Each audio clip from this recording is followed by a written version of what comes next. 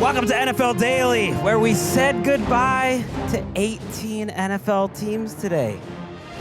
Goodbye. Just feel a little lighter. That's what happens this time of year in the Chris Wesseling podcast studio.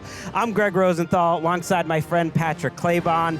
Nick Shook back in Cleveland, and we are back in the studio after watching a beatdown on Sunday Night Football. Yes, for the second time in 3 seasons, the Lions put a stamp on the very last regular season game of the year, except this time, they're not just going home and saying, we took you out with us, Packers. They're the number 1 seed in the NFC. We have our playoff schedule set. Let's just go over it first before we get into the games. We've got 3 days of games now on Wild Card Weekend. It is not Super Wild Card Weekend anymore. It's very important.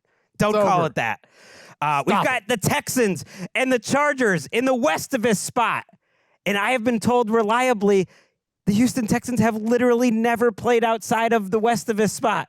And when I searched Westivus and Texans, I found a tweet from our old friend Chris Wesseling, who, yes, we would celebrate every year. The first game on the NFL wildcard calendar was always that early wildcard game on Saturday afternoon, and it was always Andy Dalton and the Bengals, and sometimes the Texans were involved. And the tweet I found was from 2019, where he said, officially, the Texans have taken over that spot. They've played the most times in that spot, and you want to know a fact? Nick Shook, they've literally never not played in that spot. 7 for 7 before this year. This makes it 8. They are 5-2, by the way, in those games. They are hosting the Chargers as the 5 seed. Saturday night, we stay in the AFC. We have the Ravens and the Steelers for the 3rd time. I know that makes Patrick a little bit nervous. It makes me nervous, too. Sunday morning on the West Coast, 1 o'clock on the East Coast, Bills and Broncos, followed by Packers and Eagles in what the NFL really kind of feels like, oh, that's the best game of the weekend. We give it to that 4:30 spot on Sunday, Packers-Eagles. That is fun. Buccaneers, Commanders on Sunday Night Football. And then Monday night, we've got the Rams hosting the Vikings. And we'll get into all the schedule of it all. But just some like big picture thoughts, Nick, about what has transpired over these last 48 hours this season before we get into the Lions and the Vikings game. I mean, honestly, I feel at peace. I feel like I got a new sense of clarity because the playoff picture is now set. I don't have to talk about if this team loses, then that team gets in. We know who's getting in. And now comes the best time of the year when we get to break down all these games, give our predictions, and see how it all unfolds. Yeah, it's the same way for me. Just looking at these matchups, and again, like the way, especially in the AFC, where everything was going to come down to the Chiefs and the Broncos. We'll get to that, but to have some clarity over in the NFC, finally, it's a sense of like the plane lands, and not that I'm not going to be that guy that stands up in the aisle, but you can unbuckle your seatbelt, you can take out your phone, and you could start to do the things to prepare for the trip that is the NFL. And there is something about that, just 18 teams that we're not going to watch those teams again. And we don't have to. Right. And a lot of them, it is a relief. And a lot of them we're going to be talking about, including on the show with some coaching changes. And, the offseason is just starting for those teams. I think the slate is just about perfect because what I don't like to happen is to have 2 teams that I don't think have a realistic chance to make it to the Super Bowl playing each other in Wild Card Weekend.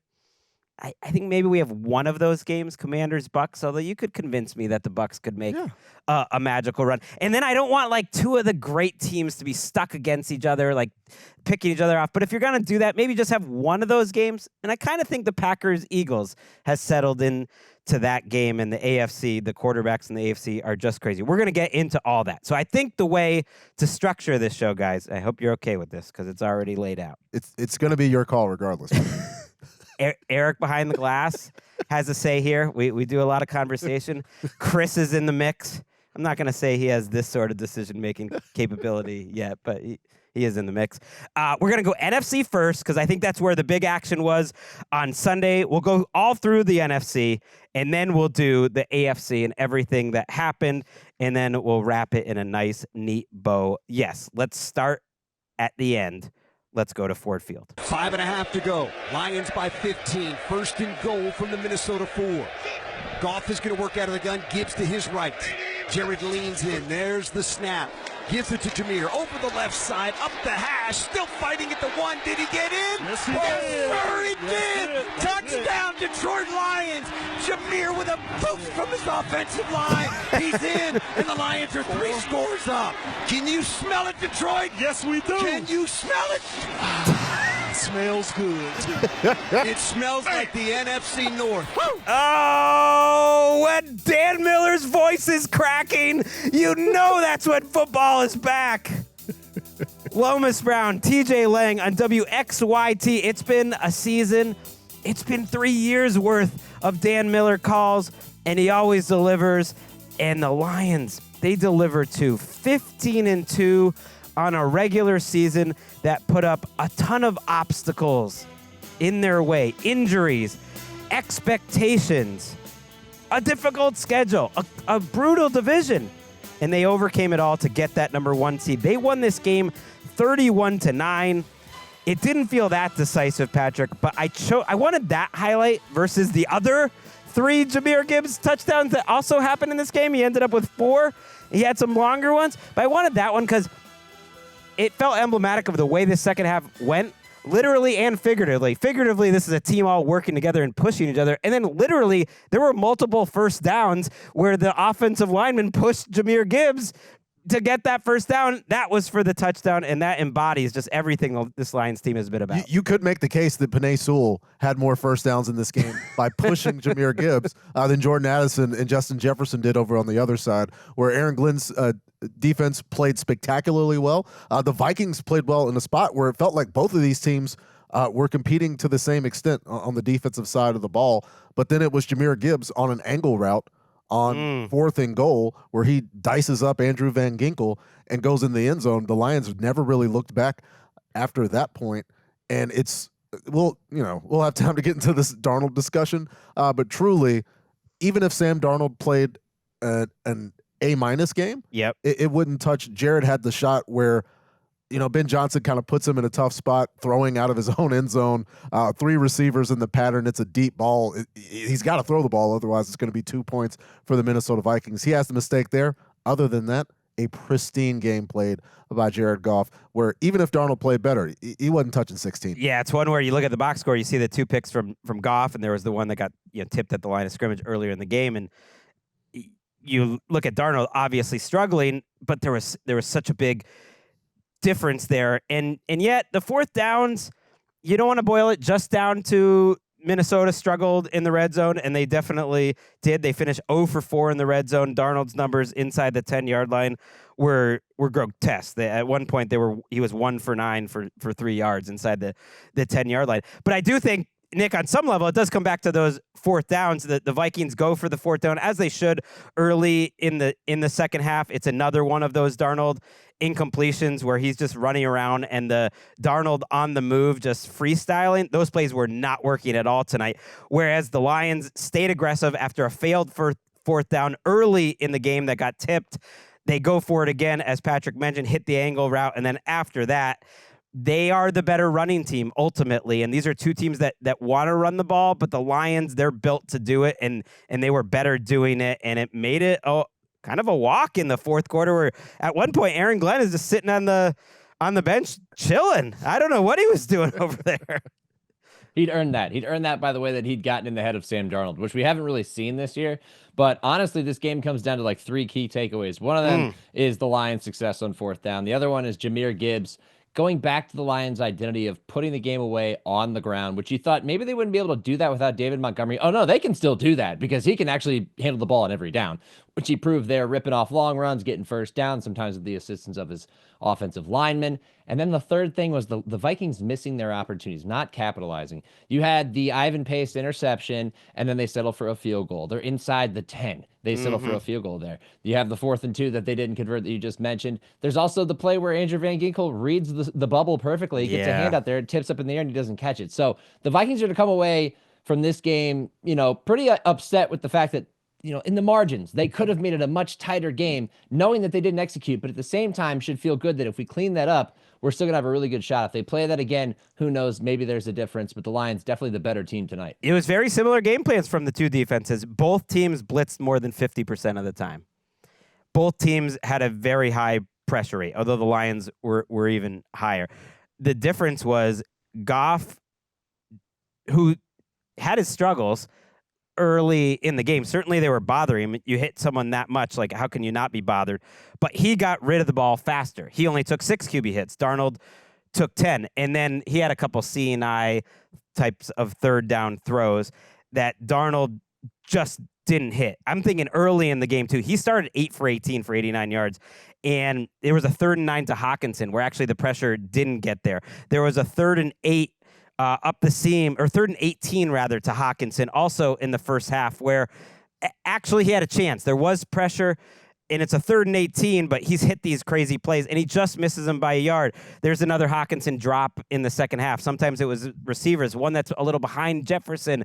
It's not like a perfect throw, but it was a tough situation, and Jefferson doesn't make the catch. So on a night where like Aaron Jones is in and out, in the second half, it wasn't close, but it's hard to also, to ignore that Darnold goes 18 for 41 with 4 yards per attempt in the biggest game of the year. It was 2 of 12 in passes, 10 to 19 yards or 20 plus. This is Sam Darnold, who's over 45% of all of his throws were past the sticks in this regular season.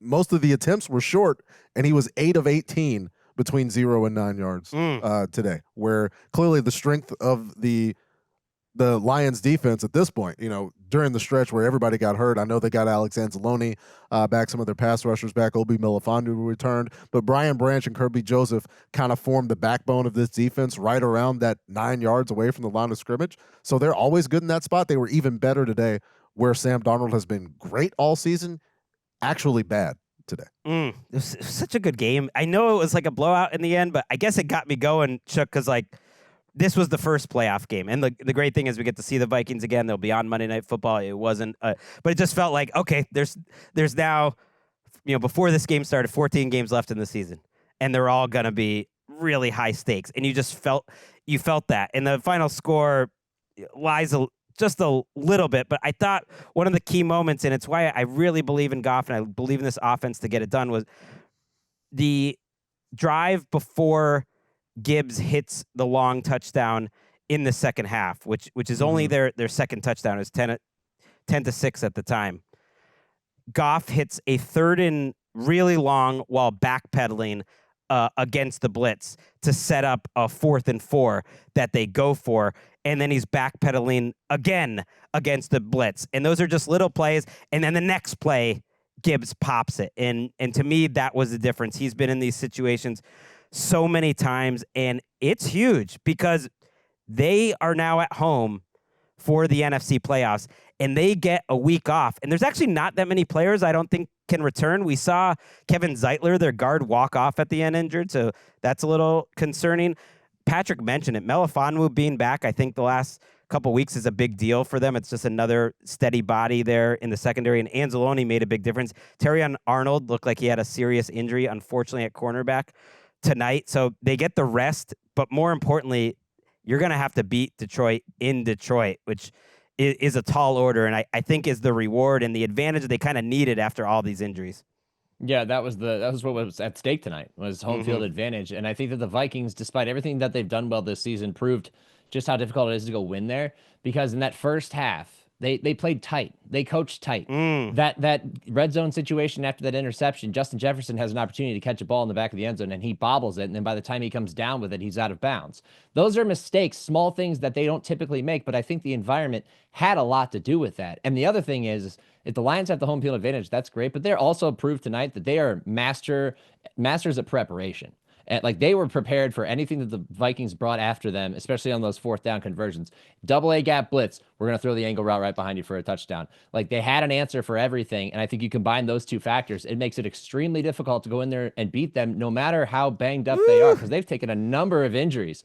But that defense played tonight like they weren't hurt at all. So it's a tall task. Well, I'm just wearing my biases on my sleeve. I think covering a Lions Super Bowl would be amazing. How can you not Love this team. There would be other great stories out of the NFC if it happened, including the Vikings if they found a way to win 3 straight road games. But it's a tougher road for them now. I'm also biased because I want to see my son and my daughter. I mean, my son and my wife dress up as Sonic and Knuckles for the Super Bowl, which she has promised Walker. Oh, wow. Who really loves Gibbs and Montgomery, that she would do if they make it. So I just really want to see that. Man, this Vikings, the day started weird. From Walker. The day started weird with a Jay Glazer report on Fox that multiple teams are interested in trading for Kevin O'Connell. I don't like this. I don't like Kevin O'Connell and his story being front and center at this point in the season when it should be all about the team. I've got thoughts on this. I feel like I need to just let them simmer for now. We're going to talk about all the coaches stuff on our Black Monday show. Wow. But I just feel like it's an awkward situation, and you wouldn't want anything kind of taken away from the team right now. A coaching contract situation. Like, that's not what the Vikings need right now. They need to start preparing for their wild card game. They will have an extra day to do so. Now let's go to the early slate of games, which were a lot of fun, especially figuring out who would win the NFC South to Raymond James Stadium. Empty backfield look for Baker Mayfield now. 3 receivers to his right. Good snap, belt high. Looking upfield, flushed out of the pocket. Dances outside, throws the ball upfield. He's got a receiver. Open, caught, touchdown Tampa Bay. Touchdown Tampa Bay. Jalen McMillan, 5th game in a row. He's come up with a touchdown. Fire the cannons. Bucs are on tied at 19-19. Ooh, Gene Deckerhoff on WFUS. What a throw. Put that on the throws of the year list. I mean, seriously, just a pea on the run in the biggest of spots. At that point in the afternoon, if the standings held, the Falcons were going to the playoffs. Yes, the Bucs were trailing in the 4th quarter against the Saints. They find a way to score 2 touchdowns, 14 points unanswered in the 4th to win 27-19. And yes, at that moment, Chuck, the Falcons were tied in their game. The Bucs went into halftime down 10 points, knowing that the Falcons were ahead in their game, staring their season and maybe the Todd Bowles era in the eye. And they come back and they win the game. How did they get it done? Down 10 points with only 116 yards of total offense, 1 for 4 on 3rd down when they got to the break. It sure looked bad. It sure looked like they were laying that egg at the worst possible time.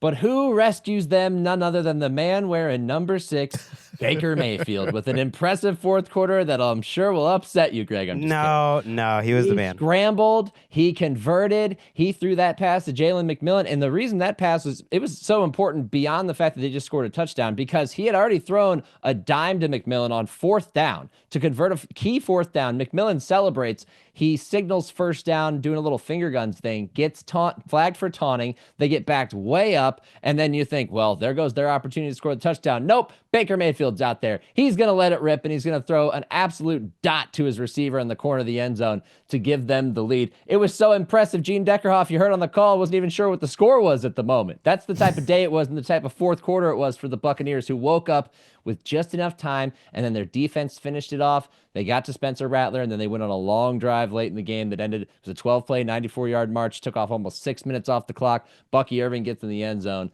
and that was basically it. And they're going to the playoffs triumphantly, and they even got Mike Evans his incentive and his 11th straight 1,000-yard receiving season. This was not a clean comeback. No. In the 3rd quarter, Baker threw an interception. In Bucs territory, the Saints just kick a field goal. They go 4 and out. They kick a field goal. After that, the Bucs go 3 and out. Saints are winning at this point, late 3rd. They shank the punt, right? And at that point, it really felt like this thing is going to happen. But the Saints took a penalty. I think they took a sack on that drive, and suddenly it was like 3rd and 26. And they end up just having to punt back. And that, to me, was where it changed. And I give Baker a ton of credit because most of this comeback was just him having to wait until the last second. Liam Cohen's screens and all his voodoo, nothing was working today. The Saints were all over it. They didn't have much of a pass rush, but no one was open. The little gimmick plays weren't working. The run game took a while to get going. And it was honestly just Baker's playmaking that did it in the end. Yeah, especially with his feet. Baker Mayfield ran for 68 yards in this one, and I, at some point in this game, wondered if the Bucs were somehow tipping plays. For those who watched the Sunday Night Football game where Alex Anzalone blasts Jahmyr Gibbs on a swing pass, the exact same thing happened to Bucky Irving, where Demario Davis was instantly there, and that was the game. Like, you get to 11:34 to go in the fourth quarter. Ugo Amadi gets a sack of Baker Mayfield, and the Saints are winning the game at this point. Like they have to come back and make the plays like the ones that Shook was talking about, where Mayfield is hitting McMillan, and they ultimately do it just in a gritty fashion. There was nothing pretty about this. The only thing pretty was when they had absolutely won the game. Mm-hmm. There's no reason other than to get Mike Evans $3 million and to have the best moment of the week, a top 5 moment of the season for me, when Mike Evans gets 1,000. Evans now deploys to the right in the slot. Now in motion. Mike Evans drifts over to the left slot. Baker Mayfield shotgun. They know what we're going to do. Baker Mayfield looks, throws the ball. Caught ball. Evans, he's got it to the 40-yard line. 1,000 plus. Mike Evans, 11 seasons in a row. How about them Buccaneers at number 13? What a tremendous job. And we were talking off the air. He needed 5 yards, so they send him in motion. They push him up. They hit the quick out. Let him make the catch, get up the field, and he's fired up. He's not an emotional guy, but he was fired up as soon as he got that. You could see the tears welling up in the locker room video where he gets the game ball from Todd Bowles. Just the moment from the team executing, Baker Mayfield making the throw, Mike Evans getting the yards, Todd Bowles allowing that situation to happen. Just a great moment for all of Tampa Bay. Kind of incredible in so many different ways. One of them being, technically, the only way they could not go to the playoffs would be if they threw a ball to Mike Evans and it got tipped, or if he tipped it up and the Saints caught it, pick-sixed it, got the 2, the game actually wasn't over. And yet, I completely agree with everything you said.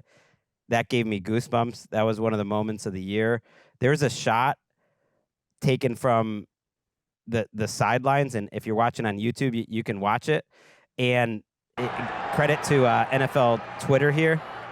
If you're watching from the low angle and the sound that you hear from the crowd, they had it on the scoreboard within seconds that he got his 1,000 yards, and congratulations on all the scoreboard. And that's given those fans and Mike Evans and everyone else like a moment they literally will never forget. And that's sports. That's pretty cool. And I'm excited, Shook, to see your boy Baker in the playoffs. They were the worthy NFC South champions. I think they were the best team all season, even if today was a little bumpy.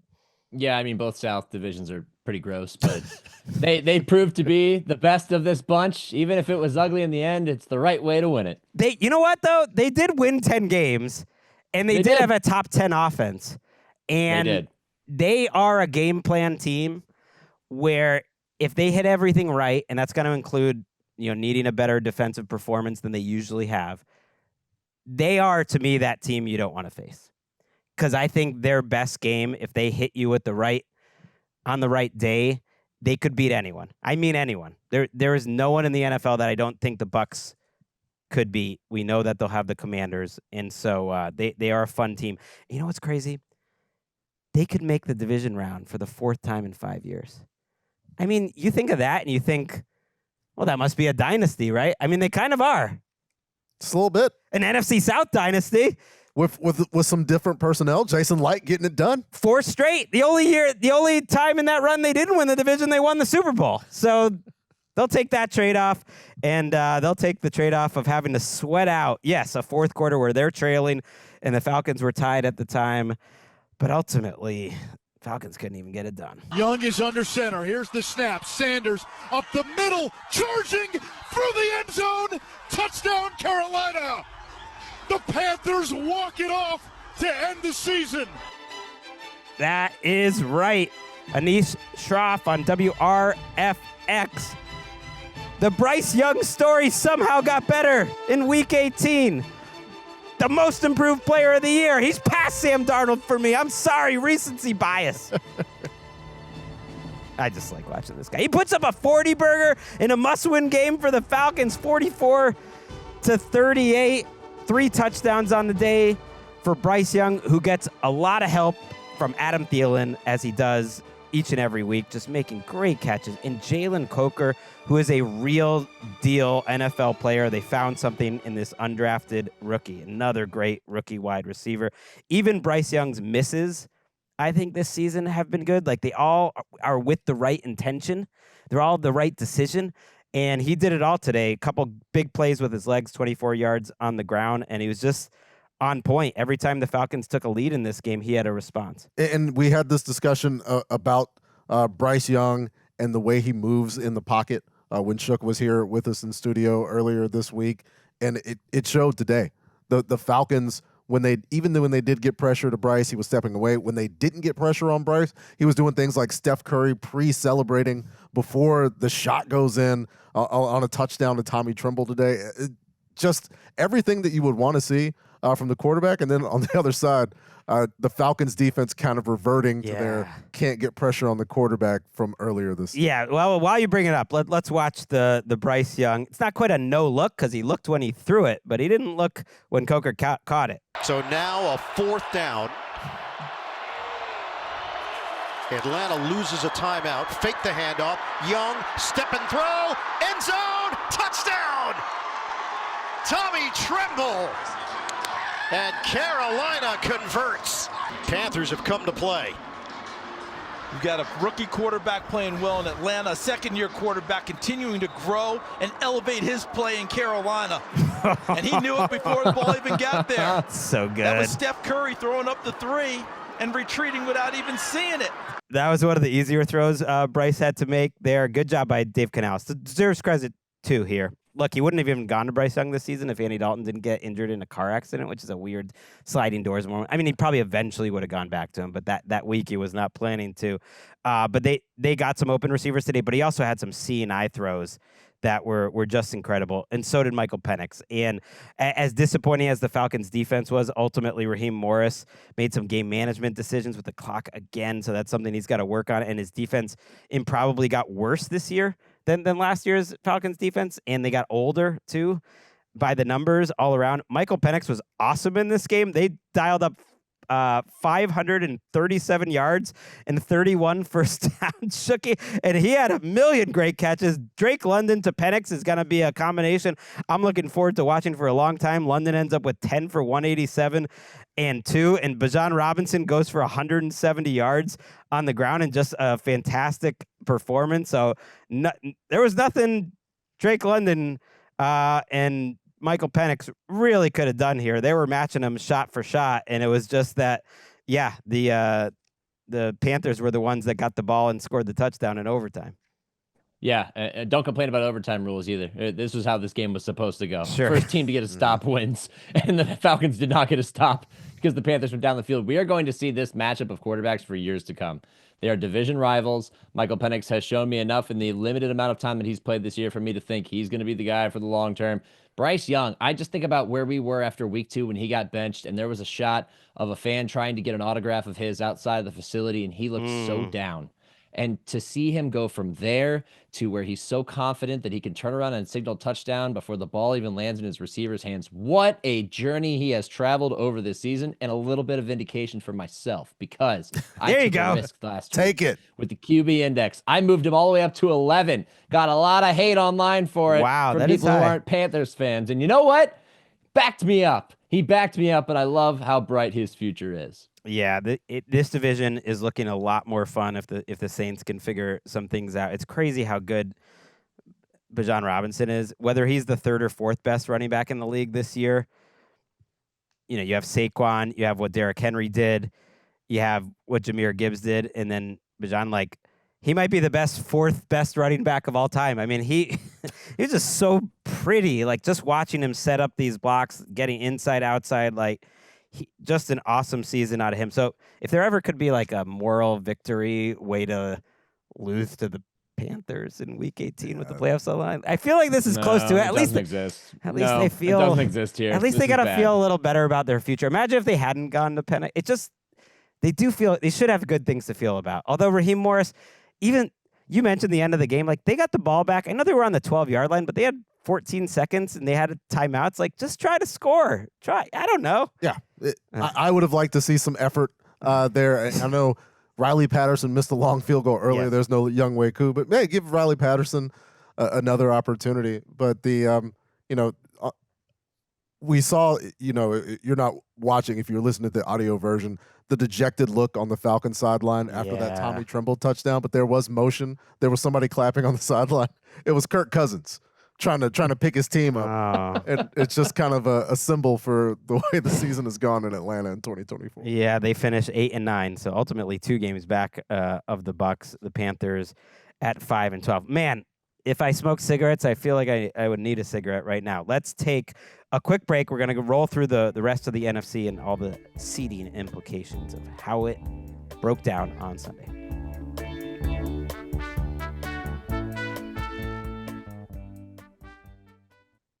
Mariota in the gun, Eckler to his left, 3 wide receivers to the right. Here's the snap. He's looking left, one-on-one, throws over. Touchdown! Touchdown, Washington! They've done it again! Do you believe in miracles? Yes, I do! Terry McCoy, Marcus Mariota, perfect ball game, Washington! Man, All season. Bram, Weinstein, and London Fletcher just getting it done. They're kind of like Jaden Daniels and Marcus Mariota on WBIG. It doesn't matter who's in the game. They're both got to deliver. Mariota comes in there and just keeps delivering touchdowns. He's running. Scary Terry's in the game at the end. 23-19, Washington wins a fun one. If this was earlier in the season, this would have been like, oh, this is game of the year type of stuff. But instead, it was like backups on backups. And yet, it was a fun professional football game. Yeah, if you just go ahead and make it 120 minutes of the Washington Commanders and Dallas Cowboys this season, it still, regardless, comes down to the wire in the final moments, this time with backups in, as Dan Quinn saw Jaden Daniels on the opening series get sacked by Micah Parsons twice. A slow offense that couldn't really run the ball. Jaden took a few hits, and Dan Quinn decided, okay, that's enough. Let's get Marcus Mariota in for the remainder of this. And they're able to still win with that. The Cowboys played Trey Lance in this game exclusively, despite the fact that Cooper Rush could have hit some contract incentives by getting some more snaps, much to his chagrin. That did not ultimately happen. But it's the protection for Jaden Daniels that didn't work out. But then Marcus Mariota making plays with his feet. He almost had a long touchdown run that came on 4th down. 33 yards, yeah. Just gets his ankles nipped, but then comes back with that touchdown pass to Scary Terry, where this has been the Commanders. This is their season. The last 10 seconds of the game, what insane play is the Commanders offense going to make? And they're the reverse Bengals this year, and also one of those wins came against the Bengals. That's a good call. 5 lead changes in the final 20 minutes of this game, just back and forth between Aubrey and Ertz and Mariota. And yeah, I don't know whether to be just like a smidge concerned that Jaden Daniels goes 6 for 12 for 38 yards in this game. Any concern? No. He did play a lot. Okay, it's whatever. There's familiarity. They're going up against a team that they really just played, a team that's gotten better on defense, where Micah Parsons being back, and again, like, I don't know if you can make a case for Micah Parsons playing 13 games and having Defensive Player of the Year, but it's up there in terms of pressures and the number of pass rush snaps. He's got 392. He's got 75 quarterback He's pressure. the best defensive player in the league. He was my choice before the season. He has been for 3 straight years, I think, and he wasn't healthy enough. But ultimately, I think he was the best player. I think you're absolutely right. All right, so the Cowboys lose, and the Commanders, one of the teams who were just playing for seeding, just trying to get the 6 instead of the 7, and they didn't even know if they would get the 6 until later in the day. It turns out they did, so they move up one spot. Instead of going to Philadelphia, they go to Tampa Bay. And I think, just because they know the Eagles, I don't know which one they would prefer, but as a fan, I'd rather just not see that matchup for a third time. So I'm glad that they played to win. In Dallas, the conversation turns into the coaching staff and what's going to happen. Let's listen to Jerry Jones after the game. Mike's one of the best coaches that I think there is. He was made the coach here because I thought that, and he's done absolutely nothing to diminish my opinion of him as a coach. And I am really impressed with the way the players identify, look, are with him. They're inside with him, and that's important. I think they're going to bring McCarthy back. Let's listen to McCarthy after the game, too. I understand why you ask the questions. I don't like to talk about myself that way, but I'll just be clear. I'm a winner. I know how to win. I've won a championship. I won a championship in this building, and that's who I am. So, and we'll see where it goes. Woo! Also coached up an Aaron Rodgers-led team when he hit Jared Cook down the sideline in Dak's rookie year in that building. I saw that game. That was a good one. Do you think he's back, Shook? What do you think?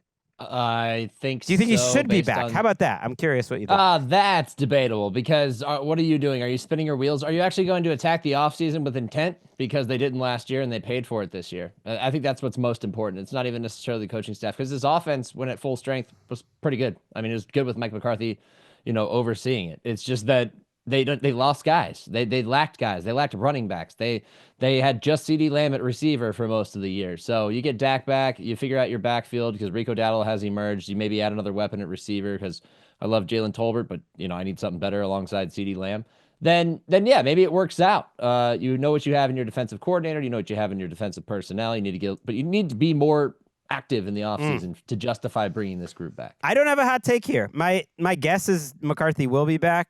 I think considering the ecosystem they're in, which is a very strange one and is maybe a bit of a problem, that McCarthy is probably better than they would do. I don't have confidence in them finding a better fit for Dallas Cowboys head coach. I'm not in love with it, but I'm fine if they bring McCarthy back. Of course I'm fine. Why wouldn't I be fine? Yeah, it kind of fits the whole theme of this offseason for Dallas and season and them being all in. And then ultimately seeing what all in means is bringing back kind of what you got. And you know what that matchup, by the way, as we spin the mind forward into Wild Card Weekend, you know what that matchup means? Washington versus Tampa Bay. Marshawn Lattimore. We get it. Mike Evans. We get another one. We'll fight. Let's go to Green Bay, where the Packers had their hands full. Taylor extends his hand, snap, placement made. Cairo Santos, kick is up, and the kick is good! And the Bears have walked off and won in Green Bay, putting to bed two nasty losing streaks. The in-season streak and the Packer streak. One ends at 11, the other ends as well, and the Bears win it 24-22. Yeah, that was their first win since 2018. Ooh. That was also an 11-game streak, I believe. Jeff Joniak there, great job kind of picking up what I didn't set up, which is, the Bears trying to end a streak, and the Packers trying to get that 6th seed. They did not. They end up at 11-6 with a couple losses to end the season. The Commanders were at 12-5. And yes, the Bears win their first game since I was watching them in London against the Jaguars. That was forever ago. Seems so long ago. 24-22. Another Claybon banger. All your assigned games were fun this morning. Yeah, it comes down to the wire in a game that unfortunately was a banger for the Packers injury-wise. As Christian Watson goes down, clutching his knee, carted off. Matt LaFleur says it does not look good. He's not overly optimistic for the playoff aspirations of Christian Watson. And then on top of that, Jordan Love leaves this game, which is a slugfest with the Chicago Bears, who get a special teams touchdown. Malik Willis has to leave the game, but the play of the game, which shout out to Johnny Knox and Devin Hester, who 10 years ago executed fake punt fielding, that the fake punt return for the touchdown that the Bears got today, where DJ Moore is back there not necessarily really selling it that well because he's not even looking in the sky where the ball should be, but he fake fields the punt. Meanwhile, The cornerback, Josh Blackwell, runs back there, actually fields the punt. None of the Bears are looking at him, and he just turns it and runs it down the sideline. That was the Bears' first touchdown, and the Packers could never really get going on offense. Malik Willis had to deal with a shot to his hand as well.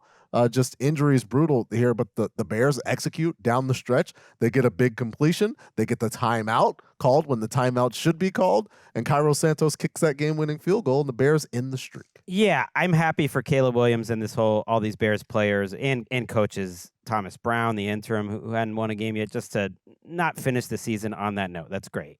Although they only had 224 yards of offense, so a lot of the problems there were still there. I think moving forward, just my takeaways are that the Packers offense isn't quite right now. Both Jordan Love and Matt LaFleur expressed frustration with how the passing game operated today. So I think that is something to be a little concerned about. Jordan Love said he just wasn't as consistent and accurate enough as he wanted to be personally.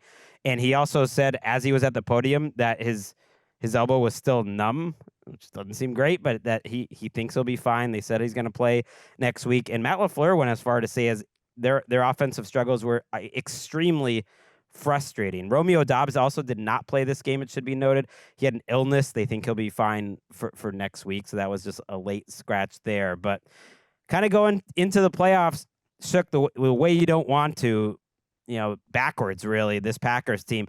And because of this loss, they got a much tougher draw now having to go to Philadelphia.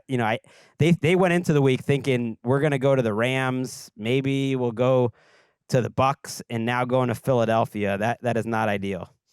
Yeah, and if this is the Packers team that we saw blow out the Saints a few weeks ago, we'd feel pretty good about that. This is now a Packers team that basically got outclassed by the Vikings before mounting a late comeback attempt that fell short, and then what happened today. I kind of don't put too much stock in the fact that their passing game wasn't working today when you lacked a lot of your top talent. I mean, Malik Heath and Dontavian Wicks and Jaden Reed and Tucker Kraft, those are your 4 top guys, which some of those guys are household names. Some of those guys don't get as many opportunities. So you hope that they figure it out. But the Watson injury, I think, does bum me out. That's been something that's been kind of nagging him in recent weeks. And it is concerning. But again, we spent time 2-3 weeks ago talking about how multiple they were and how they can attack you in so many different ways. You hope that they find that again before they have to go on the road against a very quality opponent in the Eagles with a good defense. Yeah, because we've seen this team deal with injuries and manage them, but when it all happens at once, when there's this collapse of ability here in Week 18, you kind of feel like something got taken from you in a team that had only lost to these contenders in the NFC, and now this really woeful Bears team. And I mean, they played hard today, but think back to the Thanksgiving matchup against the Miami Dolphins, where that was a team in contention that at the time had their quarterback, and they go into Green Bay, and the Packers were just a buzzsaw. That team wasn't out there today because some of those guys, a lot of them literally weren't out there. Yeah, no Jair Alexander returning. They're still dangerous. I think if I'm an Eagles fan or player, a little more nervous with Green Bay coming into the building than I would have been with the Commanders, for instance, a familiar opponent that they're just better than. Green Bay on its best day, still very dangerous. Yes, the seeding was decided between those two teams, Green Bay and Washington, early. But as we went into the late window, we did not know who was playing who. We knew the Rams weren't going to play their starters and go all out to win, even though that could have helped their seeding. They could have controlled their fate. They could have tried to play Washington. Instead, they played Jimmy G and a whole lot of backups, and they almost won anyways. First down and 10 from the Rams 16. Smith from the shotgun takes the snap. Blitz is coming. Throw to the middle. Ball is caught, upended. Fant, is he into the end zone? He is! Touchdown! Seahawks! Fant lying flat on his back, hangs on to the football, helped up by his teammates. He said, "What happened?" They said, "You scored from 16 out," and the Seahawks go back on top, 30-25. They did it. Geno Smith making a last bid for QB Island. Ooh, that's going to be an interesting one. The way Sam played and... I'm just, maybe poking the bear here, but I'm just saying Geno gets 4 touchdowns. Mostly against Rams backups, but hey, he did what he had to do. He also had the craziest incentive day I've ever heard of. He made $6 million in incentives today. Yep.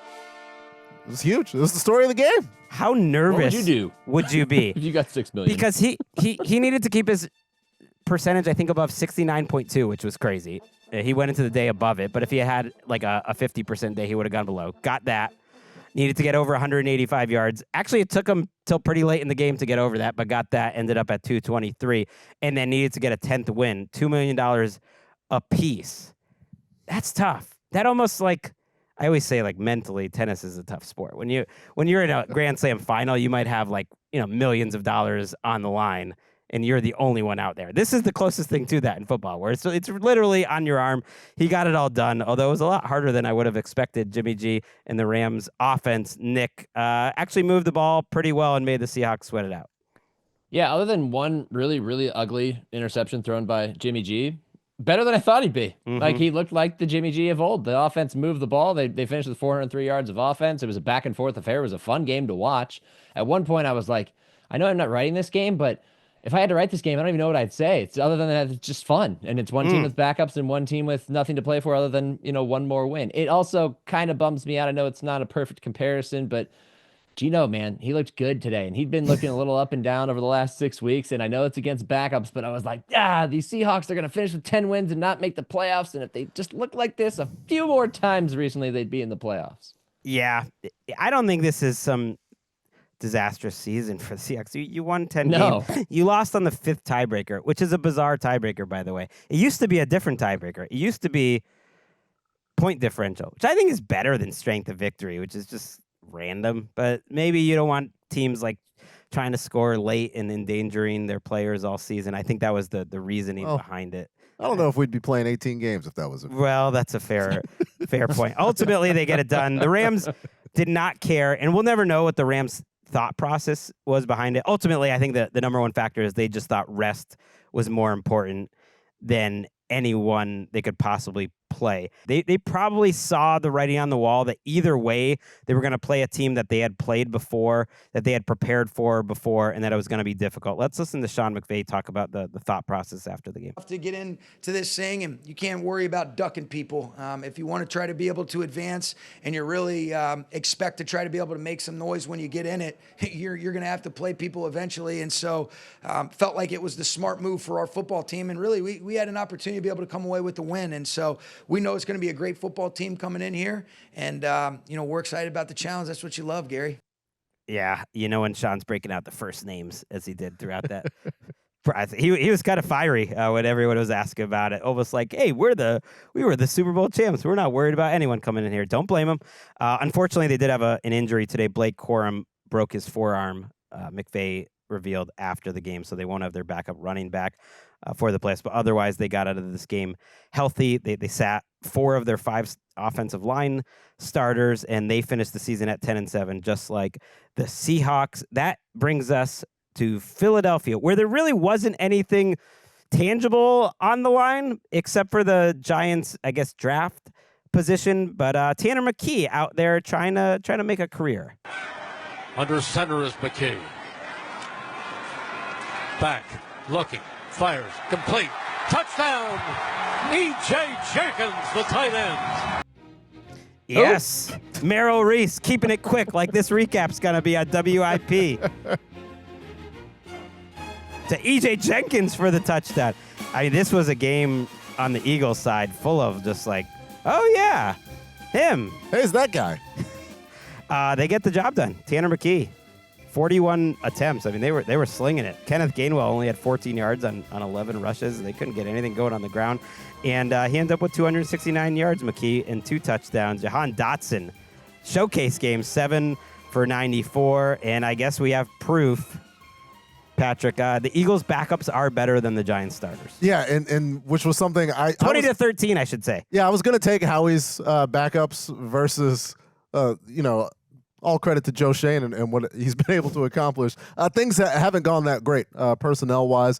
This is with Keely Ringo and Avonte Maddox playing a whole bunch of snaps in the secondary. No Darius Slay today, no Quinyon Mitchell. Those guys played very sparingly today. Although to your point, like that might be the best CB4, CB5 combo in the entire NFL. Yeah. And so that holds Malik Neighbors under 80 yards receiving, as the Giants really couldn't do a whole lot on offense. And, Drew Lock kind of descends back to earth away from Gus Bradley's defense. But the Eagles and Tanner McKee threw the ball a whole lot. 41 attempts for Tanner McKee against the Giants defense. If you're going to throw 41 times, it's the team to do it again. I like it because I talk about the records. I wanted to finish at the level they should. And it's funny with the Packers losing that game because they kind of do feel like an 11-6 team more than a 12-5 team to me personally. Maybe I'm wrong.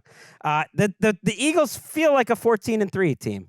I'm glad their backups didn't waste it for them. And the Giants, yes, they are at 3-14. That feels about right as well. They actually move up a slot. We will talk about who lost it, but they are now going to be picking third in the NFL draft. We don't need to spend too much time on the Drew Lock era. We will see if Joe Shane and Brian Daboll are back, planning to do a show on the artist formerly known as Black Monday. But I can't wait to get to the AFC action because it was fascinating seeing how it all played out over the weekend. We're actually going to go in chronological order, come back from the break, and it'll suddenly be Saturday where the Ravens and the Steelers had some things to figure out.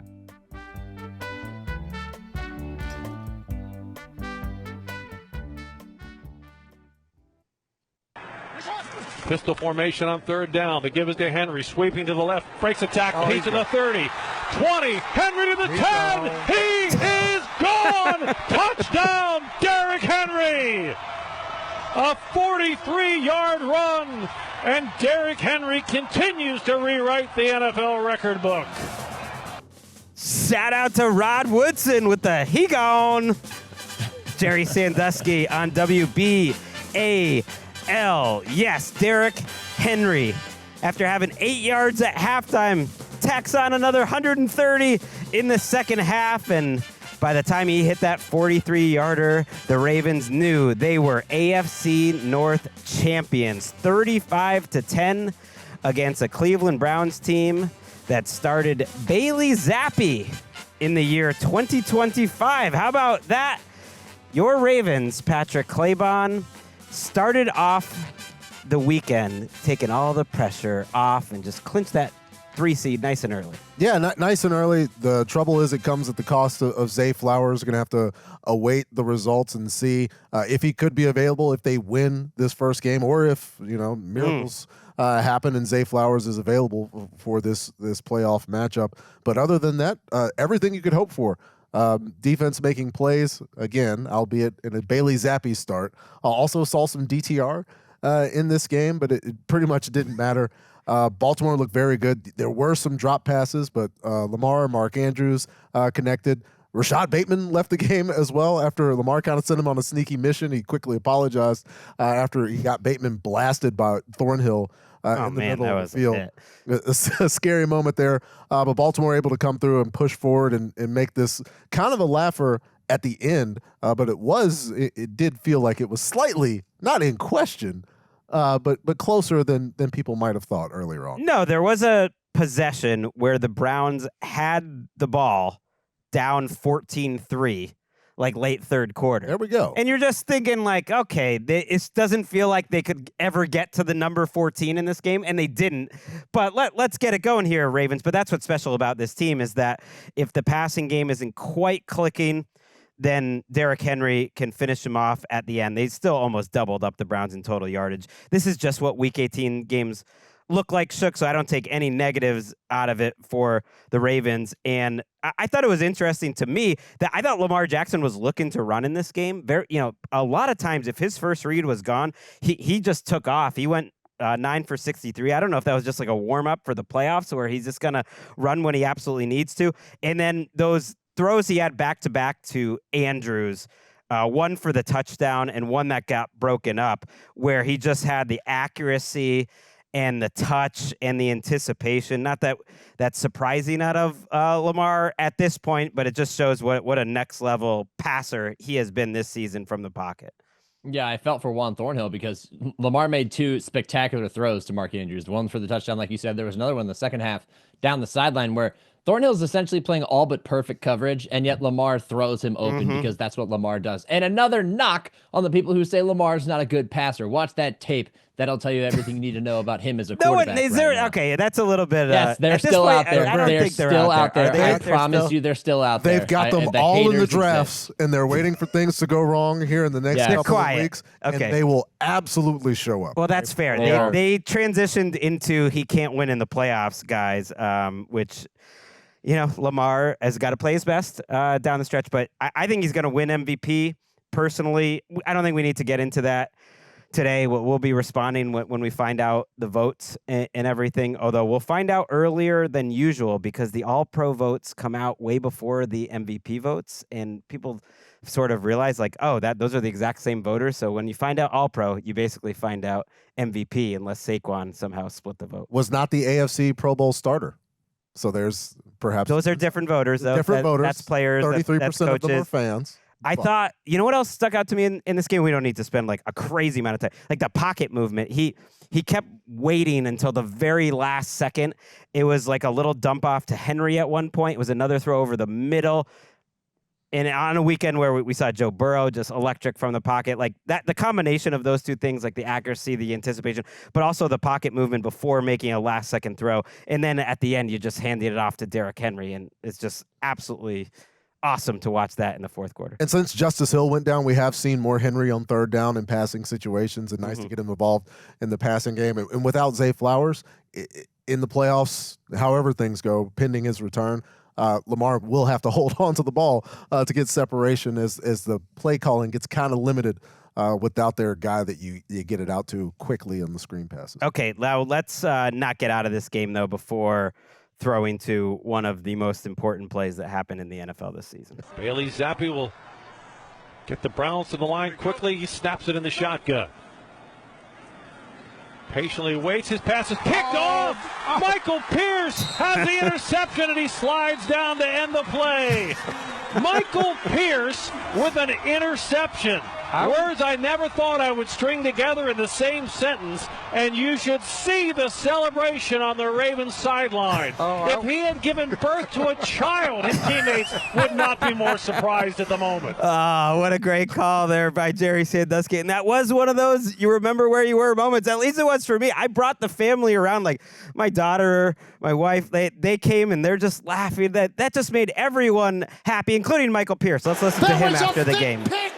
It was a thick pick. Great job, Kevin Harlan there. Let's listen to Michael Pierce. I want to try for 6. So there's a long history of turning big guy interceptions and fumbles and all that stuff into memes. So at the risk of ruining a career play like that for myself, it's time to go home. So bus is out of gas. We good.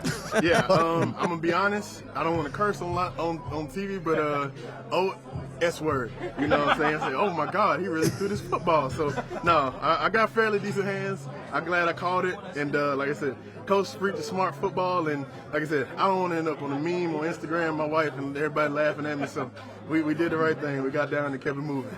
Shout out to Michael Pierce. Like one of the Ravens. Power of the internet. I know. But now he's getting memed. People are taking him going down on a knee, and it's being memed. How so? Like in a bad way? Why? I mean, that's no, just to say like, hey, I'm not doing that. I'm done. Like, hey, Summer Fridays. Who all gonna be there? It's just gonna be me and Charlene. Michael Pierce. They should be memeing that jacket. I mean, his jacket game is strong. I remember going in there and covering them in training camp one year, and Michael Pierce was just one of those guys that's kind of a glue guy that everyone in that organization absolutely loves. Has had a sneaky great year. So yes, they get out of there. They get the division title. They don't get out of there healthy because of the Zay Flower injuries. That's disappointing. But they did get a great defensive performance. I know it's against the Browns, but it's still nice to see Nate Wiggins and Odafe Owe and this defense playing so well towards the end of the season. So they win early Saturday. They lock up the division title. That leaves the Steelers in a situation where they're just playing for seeding and trying to get that losing taste out of their mouths. Could they do it against the Bengals? All right, fasten your seatbelts. Here we go. 4th down and 12, 15 seconds to go. Wilson sends 2 receivers out to each side of the formation. Russell has the ball. Short drop, fires a pass. Incomplete. Freiermuth couldn't hold on. And with 11 7 seconds to go. That is coffin nail. Bam, bam, bam. Oh, I'm going to miss Dan Horde and Dave Lapham on WCKY. Bengals did their part. They got their 5th straight win. The defense stepped up. I thought it was fitting, even though they got a little lucky, kind of like they did at the end of the Broncos game where Bo Nix just missed a couple throws. I thought it was fitting, at least on this night, that it was the defense that finished it off because they showed up in this game. They held the Steelers under 200 yards, and it wasn't one of those games where, there's only like 6 possessions. No, they got the ball like 11 or 12 times in this game, Shook, and the Bengals defense stuffed the run pretty well, and they confused Russell Wilson where he wasn't seeing open receivers, wasn't connecting down the field. The weather certainly played a factor, but on a night where Burrow had, an interception, a fumble, and under 5 yards per pass play for the Bengals showed they could win ugly, even if, as we learned later Sunday, I guess it's what they call a Pyrrhic victory.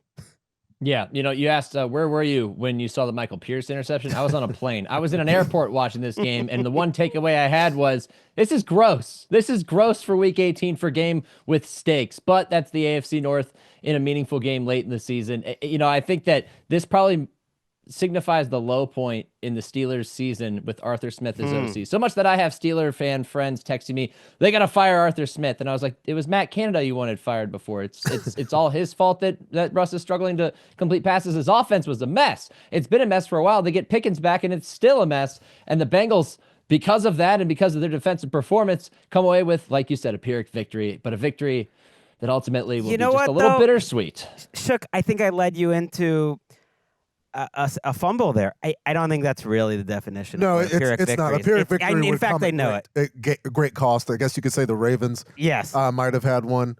If they made the playoffs, but Jamar Chase had a serious injury, that would be like a Pyrrhic victory. Yeah. So what is this then? This is a hollow victory. Yeah, it was a little hollow. And it's a reminder. Let's stay on the Bengals first, because I'm with you on everything you said, Chuck, on the Steelers, and we'll be talking about them over the next week. But first, Jamar Chase's season it's nuts. It's freaking crazy. What did he end up with? 127 catches, 1,700 yards. He gets the Triple Crown. It's just outrageous. Burrow's pocket movement to the end of the season, just crazy. I think he's the closest thing to Brady. He reminds me so much of Brady, just how methodical he is. The decision making is all great. But I don't want to let Zach Taylor and the Bengals off the hook because of the way that they finish seasons. Because they lose early and win late, by the end of the year, it's like everyone just lets Zach Taylor and the Bengals off the hook. They've got 14-13 in Joe Burrow starts over the last 2 seasons. And QB wins might not be a stat. Wins is a coaching stat. And so that's on the organization, and that's a failure, and it's still disappointing to me, no matter how the wins happen, that they finished 9-8. It wasn't a tiebreaker either. They just weren't good enough to make the playoffs. And that's immediately after the game, in the post-game interview, he's talking to Lisa Salters. Joe Burrow said, it's going to be weird to sit there and pull for the Chiefs, but we put ourselves in this situation. Collectively, and not just on Lou Anarumo's defense. There were some games, especially late, where Joe Burrow and the offense were making mistakes. Now, those came in 38 and 44-point games, but still, they were on the field with a chance to win. And whether there were some bad coaching decisions from Zach Taylor down the stretch, just fumbles, miscommunications, missed field goals, it all added up. They did everything they could during that stretch to lose those games, and they did it in so many different ways. Even this game, it's the weird thing. It's why I think it's okay to recognize that Burrow deserves to be on the MVP ballot, that if he made your all-pro team, whatever. But there's no way to me he deserves MVP when they had the ball at the end of so many of these games and they didn't win it. You can separate, if he had a good defense. Yeah, that's all true, but you have to separate the quarterbacks somehow. And even in this game, their last 2 possessions were punts where they had a chance to put away. They needed 1 first down to salt this game away, and instead they go 3 and out. He takes a sack, and they give the Steelers another chance. Okay, now let's get to the Steelers part of it, because, that last drive reminded me of the Bears, except you have a 35-year-old quarterback who is cutting inside instead of going out of bounds to waste 20 seconds, who's throwing a -3 run on the very first play of that drive. That really clocked to me because I know Tony Romo, if he was doing that game, would have been going crazy. Romo is at his best doing game management stuff, and he would say, you can't make that throw. He threw it short to a running back who had outside, defenders on the outside with 1:50 left, knowing they wasted 30 seconds there. They wasted more time on the next play. They spent 90 seconds on 5 plays. And then just so the blame could be spread around, Shook, like the play calling, yes, was a little weird. I didn't think they, handled their timeouts well before that drive.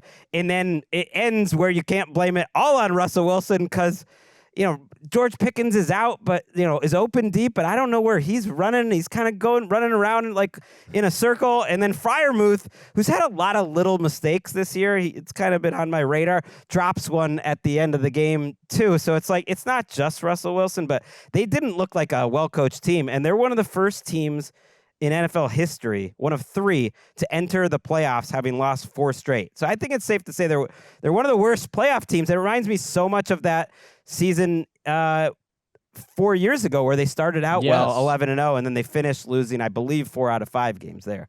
Yeah, they entered the playoffs 12-4, and we all basically knew they were going to be one and done. And it kind of feels like that again. Their offense is essentially bottomed out. The approach game plan wise in this game didn't make sense. They weren't able to run the ball effectively, but like in down and distance situations in which it's a 1-score game and it's 1st and 10, they're still trying to dump the ball off instead of just getting a few yards on the ground. And that was pervasive throughout this entire game, which made me just scratch my head and think, are they that lost offensively that they can't even get into a rhythm with the script? And if that's the case, oh my God, playoffs are not going to be good for you if that's what continues to go on. Right, because who are they as a team? They want to be a team that runs the ball, and you mentioned it. They had 14 runs and 4 passes at one point. It just wasn't working at all. The Bengals actually outran them. Like, they were more efficient success rate-wise by a lot with Khalil Herbert. And then they want to be a team that gets after the quarterback. And the Bengals, neither team pressured much in this game at all. Both teams' pressure rates were horrible. But Trey Hendrickson is the guy with 3.5 sacks in this game and 5 QB hits and might just sneak his way into a Defensive Player of the Year. I don't know who's going to win Defensive Player of the Year. It might be Trey Hendrickson. You do that on a Saturday night and there's no great candidate and he won the sack total. I kind of think he's going to win, Pat. It's going to be tough because, voters are looking over at guys that had better defenses, right? That were a part of better defenses. I think it'll be Surtain if I have to guess, because someone will just give the Broncos, which is fine. I'm fine with that. Yeah, a solid season at corner. Didn't get tried a lot. Gardner Minshew tried him on one of the worst throws of the year, and he got a highlight, a 99-yard pick 6 return. But Hendrickson gets one of those sacks in the closing moments where the Steelers have to try to move the ball and save time as well. Russ, 17 of 31. In this game, but Pickens didn't just kind of meander on that one route. He had 3 drops in the game as well. Like, moment by moment, collectively, something was failing for the Pittsburgh Steelers on offense, and you all kind of got microcosms of that on the final drive where they all took turns messing up. TJ Watt ends up with 2 pressure in this game. You cannot give TJ Watt the Defensive Player of the Year award this year after the last month. He had nothing against him. I think he was playing through something. He played a lot of stuff. He just had a totally 0 month. And so that's how these things work. So you just can't. I feel stronger about that than like any awards take I have, because I actually think there's still a chance that he gets it. Now we'll talk about the Steelers throughout the week. That was the fewest yards they had since 2017. Russ was 5 for 12 for 51 yards with about 10 minutes left in this game, and they almost cranked it up enough at the end, but they didn't. You do wonder if the way this season ended could possibly save Lou Anarumo's job. Guys like Cam Taylor-Britt, who played well in this game, like I think they helped themselves, get a starting job back for next year. So things did matter, but ultimately the Bengals season is over, and we don't need to play coy with you. You know what happened on Sunday afternoon. We were waiting, and we thought, this could be fun. Maybe the Bengals could sneak in if the Chiefs backup and Carson Wentz could just surprise those Broncos. But Bo Nix and Sean Payton, they weren't having any of it. Straight eye formation. Nix with a play fake. Now rolls to his right. Bo looks in the end zone, throws a ball behind the intended receiver, bounced up into the air, bounced again, and then caught by Devon Vele. Touchdown, Denver. That ball was bounced Once, not once, but twice. Once by a Bronco, the second time, I believe, by a Kansas City Chief defender. And then Devon Vele makes the catch, his third receiving touchdown of the year. That was Dave Logan of KOA. Yes, the Broncos are headed to the playoffs at 10-7. They won 38-0 against the Chiefs backups. Chiefs, you're making all the other teams who played their backups and competed, you're making the teams that played against them look bad, because this team looked like they just laid down. I don't know. I know there was like a motivation gap here, but man. They're just not good, Greg. They weren't good. They weren't good. Now I don't think it was that they were trying. Like Carson Wentz goes out and starts. Andy Reid gets shut out for the first time as the head coach of the Kansas City Chiefs. You got to go back to 2012. Wow. Last time the Chiefs got shut out. That's how bad they were on offense. Yeah, they were trying, but when your leading receivers are Nick Remigio and Peyton Hendershot and you're playing a perfectly legit Broncos team, ultimately, I believe this was the just result. Even though I wanted to see the Bengals make the playoffs, I really do think the Broncos were a better team overall all season. And yes, they kind of do look like the 12th to 14th team that gets into the playoffs every year. But I think they are that good. And Bo Nix played awesome today. We played the luckiest moment of his day, but Sean Payton was on one, and maybe the Chiefs defense was a little more vanilla than they would have been normally. But every single play call he had, guys were open. When Cortland Sutton was trying to make a catch that was tightly contested, he made it. When Marvin Mims needed to get his feet down or Vele had to make that crazy catch, like, they made it, and Nix was really on point.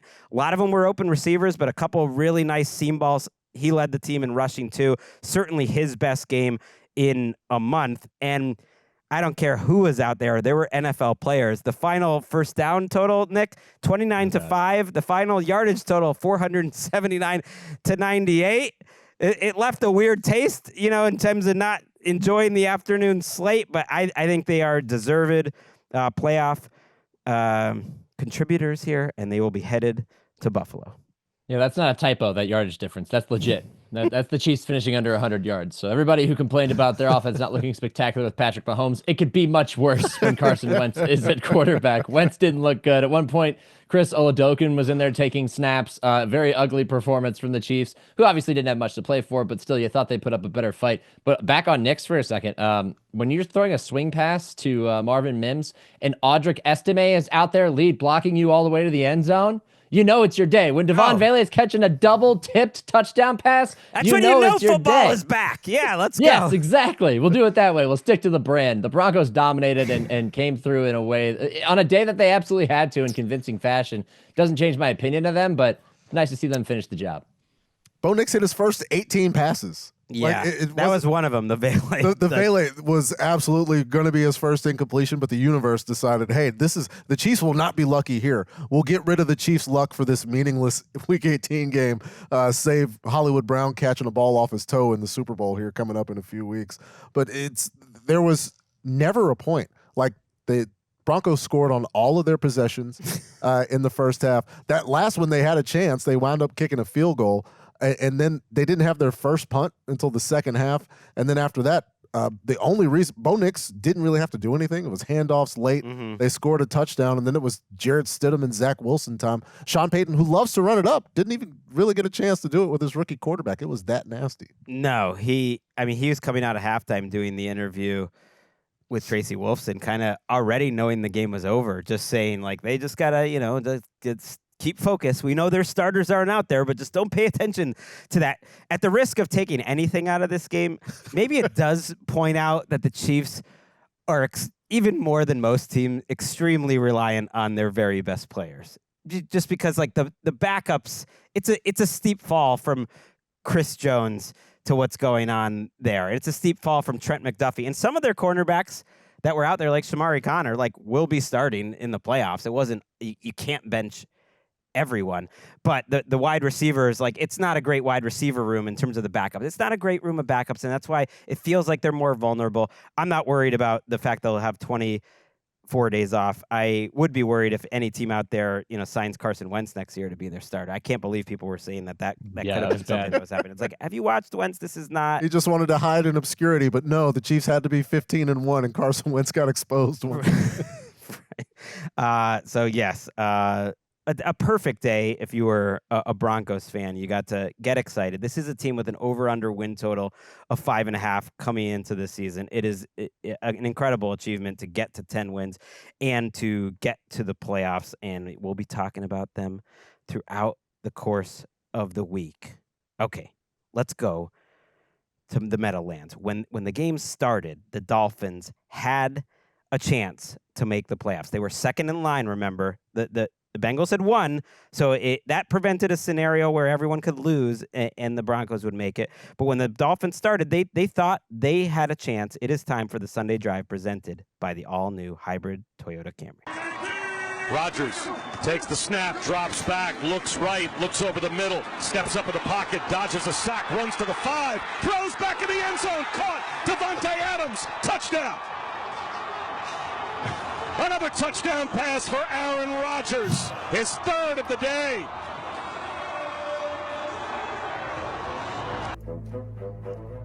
I don't want to say Aaron Rodgers is a troll, but he has some trollish tendencies, contrarian tendencies. Yeah, contrarian does a disservice to contrarian. You could say he's a troll. Okay, if you somehow could come up with a scenario to troll the Jets and their fans, it would be throwing for 4 touchdowns in your final, we think, game as a Jet to knock the Dolphins out of the playoffs and win 32-20.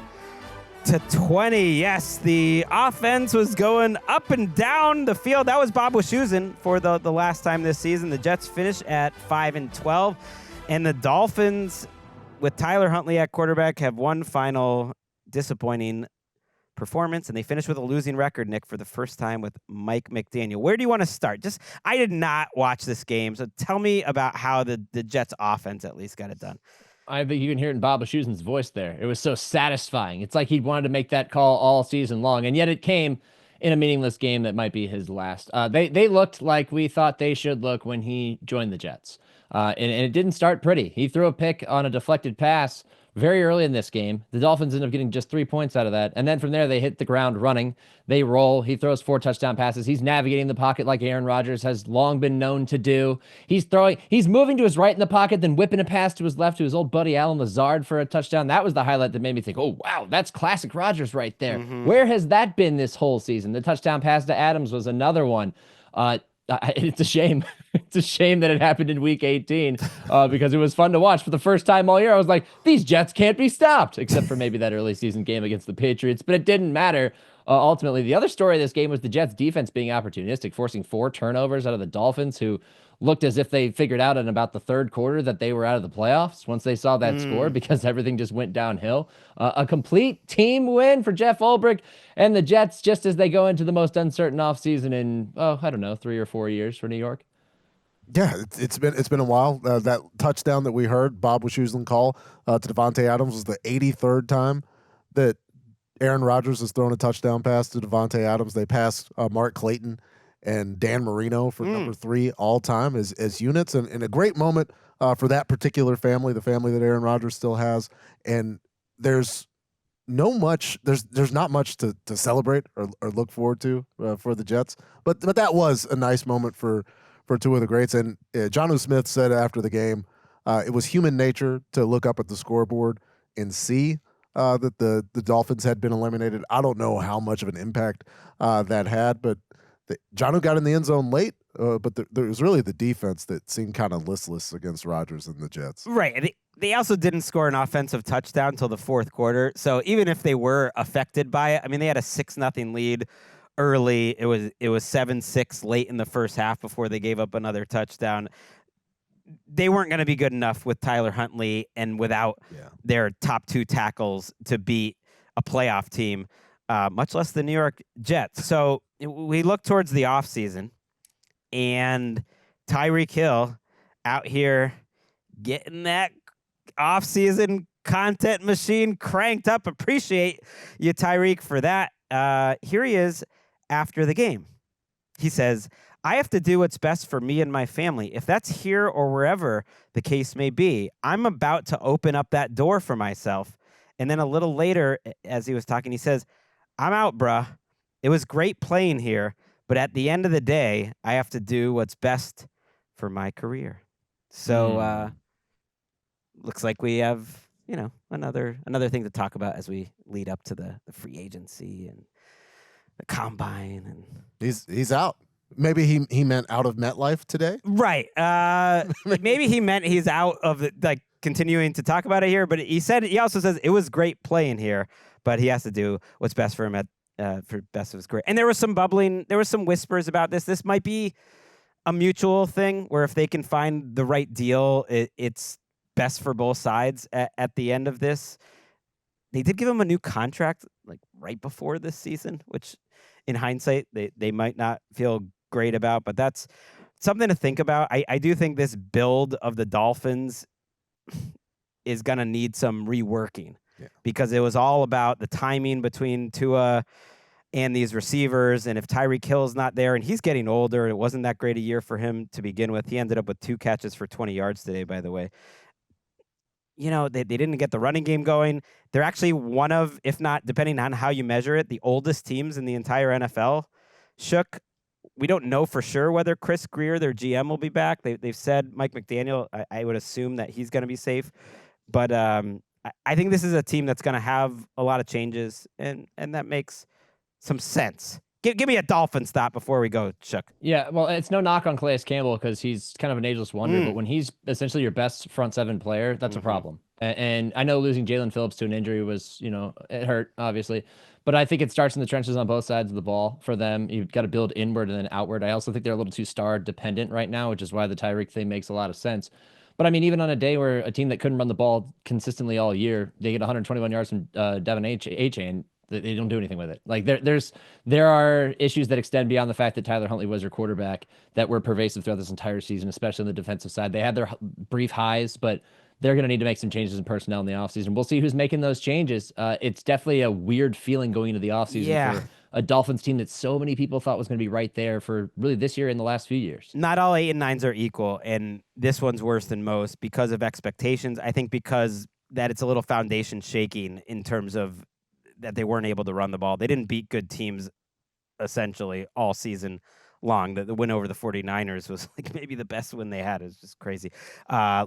These are 2 teams we'll be talking about plenty coming up. That was the Sunday Drive presented by the all-new hybrid Toyota Camry. Whatever your vibe, it's a Camry vibe. Learn more at toyota.com/Camry. So we've talked about how the early slate of games on Sunday were exciting. It ended up being a little bit of a letdown late, but in Las Vegas, it was important if the Chargers won or not to help determine what their seeding would be, and they were playing to win. Here we go from the 2. Dobbins in the backfield. Herbert to throw. Looking left. Now rolling to his right. Going to use his feet. Still trying to extend the play to the end zone. Caught McConkey! It's good! And he launches it into the stands in a sea of powder blue. Talk about a quarterback-receiver connection. McConkey was in the middle of the end zone and started making his way to the corner as soon as he saw his quarterback on the run. I love that 2-point conversion. I love me some Justin Herbert. I love me some Matt Money Smith on KYSR. Chargers win 34-20 in a game that was tight, that the Raiders led late in the second quarter, but ultimately this Chargers offensive surge continues in Week 18. If you are a win probability believer, that touchdown before the Ladd McConkey 2-point conversion that you just had just heard Matt Money Smith call, that was it. The win probability hovering around 48-50%, and then it was all Chargers pretty much after that. And it was a Ladd 2-point conversion. Ladd had a solid game. This was the Quentin Johnston game, guys. 14 targets. He caught 13 of them for 186 yards. What? Including a one-handed catch down the sideline to get to 186 when Harbaugh says, that's it. Eventually, everybody gets a rest here. The Chargers get exactly what they want. They've fully changed our perception of who they are offensively. When the start of the season, it was pound the rock, Chargers, grit and grind. Here, they almost went 50-50, run pass, 37 attempts for Justin Herbert, 35 carries on the ground. A couple of those were huge Herbo runs. He had 60 yards on the ground, pulled away from a few Raiders defenders, where you had a decent AOC game where the wheels kind of fell off late as the Chargers were able to get pressure. He had an interception as well, but this Chargers offense is really humming, and if Justin Herbert's playing like this, they will. I'm like considering as good as Baltimore looked out here playing against the Chargers. I'm comfortable playing the division rival as opposed to the way Justin Herbert and this Chargers team looks right now. Oh, no question. My son is a Texans fan, and he was rooting for this result, and I was saying, no, bro, you don't want this. You don't want Herbo. And he's like, no, the Chargers aren't as good as the Steelers. I'm like, the Steelers have lost 4 straight, and this Chargers team, I didn't know this was going to happen, but they just put up 26 first downs, 473 yards. And again, you can look at the opposition, but good offenses put up those sort of numbers. And I'm rethinking this Chargers team in general. This is going to become a trendy take, I suspect, this week, but I've seen crazier Super Bowl teams than the Chargers. Wow. No, I'm not saying, like, they're fourth in line, obviously. You have Lamar Jackson and you have Josh Allen, and they're behind the one of the greatest teams of all time and the greatest quarterback I've ever seen. Like, those are your 3 favorites. But I've seen more surprising and less talented Super Bowl teams than this Chargers team, who are peaking at the right time. Shook. They to me just show what Harbaugh can do development-wise in his staff, because Johnston, how about Disley comes back from his injury, has a really good game here. Dobbins is healthy again, and the way they've developed that defense, they're dangerous. And I haven't looked at the numbers yet. I'm sure they're going to be favored in Houston, and I like that because I like spreading out all the potential contenders. If the divisional round is Burrow, I mean, there's a Freudian slip there, because we do love you, Burrow. I mean, you deserve it to be there. Watching with us. But if the divisional round is Mahomes v. Herbert and Lamar versus Josh Allen, I mean, that's pretty sweet. Ooh, saddle up. It usually doesn't work out like that, but that would be pretty sweet.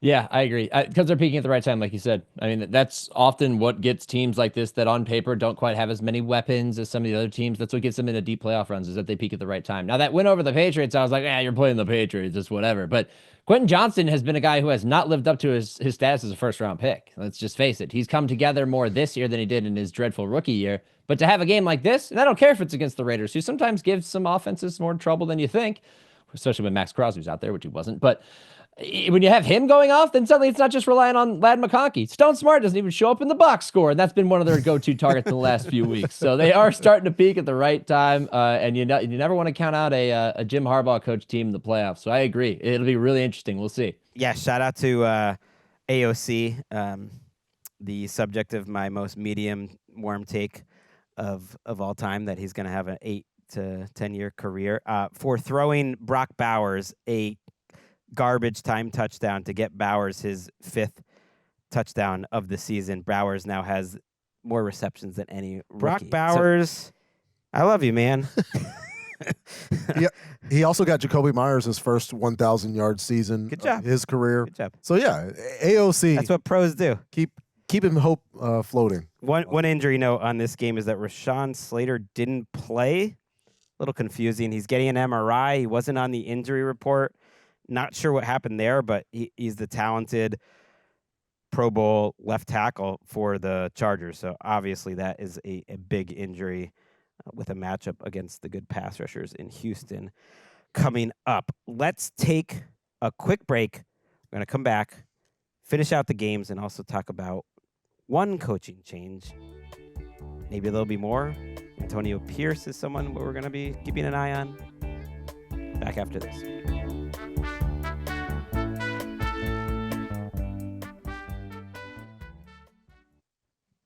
Pollard in the backfield, Levis under center, and a fumble here as it's chased down by Barnett at the 30, 25, 20, 15, 10. Barnett still going at the 5, taking people with him all the way to the end zone. Barnett does it again.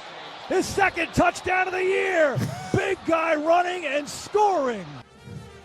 Wonder if you could have gotten the odds for Derek Barnett scoring 2 touchdowns in 1 year. That is about 1,000,000 to 1. The former Eagle lineman scoops and scores. Yes, that's Mark Vandermeer. Excited. The Texans, mostly playing their backups after the first couple of drives, beat the Titans in Tennessee 23-14. The Titans remain winless when they wear those Oilers uniforms. Just bad vibes, bad karma. You're just sticking it in their eye. I think it's untoward, and they were punished. I mean, you're good enough to like put on the Oilers uniforms and send out these tweets, just trying to needle the team in the city that you stole the team from, and you can't even get anyone to go to your games. I can't remember a game that had less fans at it than this one, and I don't blame them. To be clear, it is not the fans' fault. It is raining there, and it is pointless. But that place was absolutely empty, and the Texans just took care of business. The second saddest fan shot that I have seen this week. The saddest was the one Browns fan in Baltimore after the Michael Pierce interception, just standing there while everybody went nuts. The second was the person sitting in the absolute top section 801 in Nissan Stadium in Nashville in the rain with an ocean of available seats in front of him, watching the Titans turn the ball over time after time against the Houston Texans. It was a miserable-looking performance, and I don't know if it was the uniforms or maybe Will Levis and Mason Rudolph Oh my God, combining to do absolutely nothing. All right, at the end of this game. Let's let Rudolph off the hook here. I went hard on the Titans here, for game day view. I picked them. I didn't know Levis was going to start. That actually would have changed my mind. Levis started, played most of the game. Rudolph actually went 7 for 9 for 70 yards and was moving the ball. They had like a 4th down stop. They couldn't run the ball on the goal line. And they're like, we're trying to tank here. He's doing too well. Let's put Levis back in. So Levis started, was terrible, and then they put him back in, and he actually ended up with the lowest QBR of any player in any game all season. The title goes to Will Levis in Week 18. This is the game for that? You mean not the game where he threw a pick 6 against Chicago or the many other mistakes? Shout out to QBR because he had a passing touchdown in deep garbage time and ended up with 175 yards and 17 attempts. So you wouldn't have thought that would have happened. But my eyes say QBR knows ball because it was that bad. The 2-play sequence of him going absolutely crazy, celebrating with the money at the strip club, celebration after he throws a dime to Calvin Ridley down the field to get a 39-yard catch to Ridley. And everyone there on the Titans knew that got Ridley over 1,000 yards, that got Ridley an incentive. That's why he was making it rain. Okay. Cool. I love it. But he was celebrating that thing because I think he loves ball. He loves his teammates. He's going absolutely nuts. And then the whiplash for the very next play to be that fumble return was just like Will Levis, and that wasn't really his fault. I don't think he put it in his, the ball carrier's belly, and it just was a fumble. It was just a bad. But that was kind of Titans in a nutshell this season, and so you did it. You got the number 1 overall pick. I don't have much more to say. No. Shout out to Dameon Pierce. He had a 92-yard touchdown run. Good job in this game. That was big part of the difference. I also watched this game thinking Davis Mills is definitely better than any Titans quarterback. I'm always moderately impressed by Davis Mills. Congratulations to a very tall man for clearing a very low bar. Yeah. The one thing actually you should take from this game is that they played this perfectly. This is the dream of what you want to do when you're resting some of your starters. C.J. Stroud played 1 drive. He hit Nico Collins on a touchdown pass. He goes 6 for 6, made a couple nice throws. They were good on 3rd down on that drive. Then you got him out of there. You kept the defensive starters in for a couple drives. You got some stops. And then the backups won the game for you and ended a long losing streak. And so that was absolutely perfect for the Texans to at least get off the schneid, not join the Steelers as a team with a 4-game losing streak heading into the playoffs, and not for nothing, keep my undefeated streak in the over-under draft that we do every season Oh. alive. 3 straight seasons undefeated. I needed this Texans win to get over the top. Maybe we'll review some of these picks at some point. It's really not that important, but That's very important. it was on my mind that I think it's now up to a combined 11-0. Look at that. It's bankable. And maybe the Texans, maybe they'll play their best next week. We'll be able to talk about that throughout the course of the week. I think they'll feel better about themselves after this. Let's stay in the AFC South. Let's go to Indianapolis. 2nd down and 1 for the Colts. Flacco goes out of the pistol formation, moves Michael Pittman Jr. in motion, back in to throw as Flacco has time. Sends a rainbow down the right sideline. Underneath it is Alec Pierce. He's got it. Touchdown. 40 yards. Deep bomb to Alec Pierce, the Midwestern missile from Joe Flacco. Put it right on the money, and the Colts draw first blood with a huge play in the passing game. It's 6-0 with just over a minute gone in the first quarter. Shout out to Alec Pierce, sneaky candidate for most improved player of the season. That was an award. Sneaky candidate for surprise value add of the season. He entered Sunday averaging 21.9 yards per catch. And because of that catch there, he just raised it even more. Yes, that's the last time you'll hear Matt Taylor on WFNI. Colts win 26-23. Maybe the last time this Steichen-Chris Ballard combo is around, but the Colts did get a win in overtime. 60 minutes was not enough to decide this one, Shook. When your first highlight and your highlight that's chosen for the show arrives in the first minute and 10 seconds of the game, you know the rest of the game's going to be kind of gross. And that's what this game was. It was Joe Flacco dropping back and tossing prayers that may or may not have been caught. His receiving corps did a great job of bailing him out a couple times today. Michael Pittman, Josh Downs, and Alec Pierce all did a great job. It's Mac Jones dropping back and trying to find guys downfield and missing them by 5 yards over their head. But then he finds Brian Thomas Jr. down the field for a big completion. It's Jonathan Taylor running 34 times for 177 yards and a touchdown, and yet somehow that game makes it to overtime. It was a good way for Gus Bradley's defense, surprisingly, I know it doesn't sound like it, to go out because he's basically guaranteed to be gone from there because they got stops in overtime to be able to get them this victory. But then again, it is against the Jaguars, who do a nice job of fighting to the end for Doug Peterson, who we should also probably expect to be gone, and still come up short because that is the way this entire season has gone. Yeah, Brian Thomas with another big game gets to 87 catches and over 1,250 yards. Incredible rookie season. As we're taping, we got some breaking news. Jim Irsay has announced there will be no changes for the Colts. Whoa!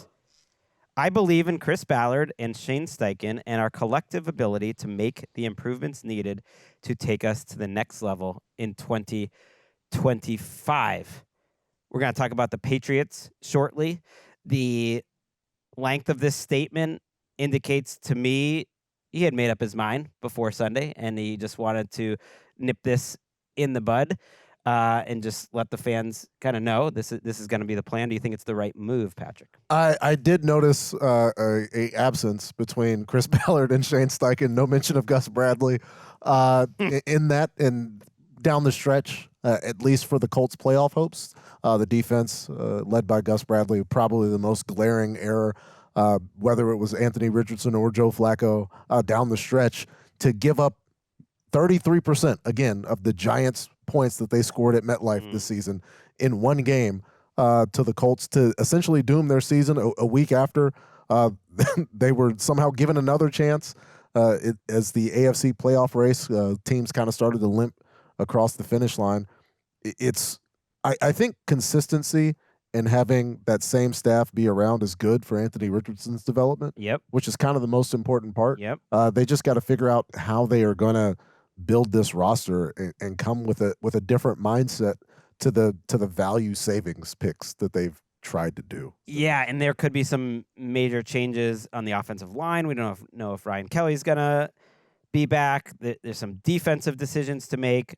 Jim Irsay says, I know fans who want an immediate change in leadership will be disappointed. That means we have a lot to prove. And I like this decision. Yeah.